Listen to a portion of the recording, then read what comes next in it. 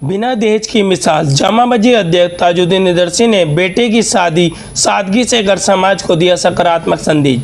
समाज में आज भी दहेज प्रथा एक गंभीर सामाजिक समस्या बनी हुई है।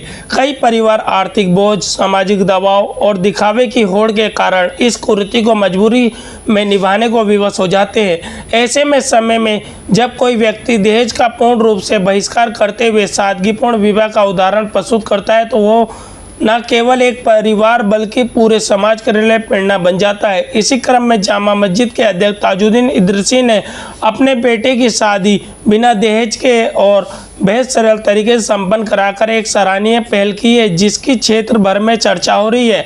बताया जा रहा है कि विवाह समारोह को पूरी तरह से सादगी के साथ आयोजित किया गया, जिसमें अनावश्यक खर्च, दिखावा और तामझाम से दूरी रखी गई।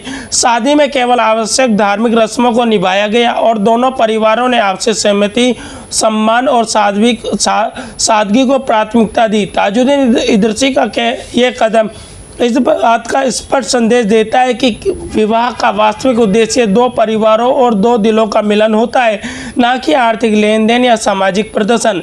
स्थानीय लोगों और सामाजिक कार्यकर्ताओं ने इस पहल की खुलकर सराहना की है। लोगों का कहना है कि जब समाज के जिम्मेदार और प्रभावशाली पदों पर बैठे लोग इस प्रकार की मिसाल पेश करते हैं तो उसका व्यापक सकारात्मक प्रभाव पड़ता है और अन्य परिवारों को भी प्रेरणा मिलती है। दहेज प्रथा को समाप्त करने के लिए कानून तो मौजूद है, लेकिन वास्तविक बदलाव संभव है जब समाज स्वयं आगे बढ़कर ऐसे निर्णय ले। ताजुद्दीन इदरसी द्वारा लिया गया ये कदम उसी दिशा में एक महत्वपूर्ण प्रयास माना जा रहा है। विशेषज्ञों का मानना है कि सादगीपूर्ण विवाह न केवल आर्थिक रूप से परिवारों को राहत देता है बल्कि सामाजिक समानता और सम्मान की भावना को भी मजबूत कराता है।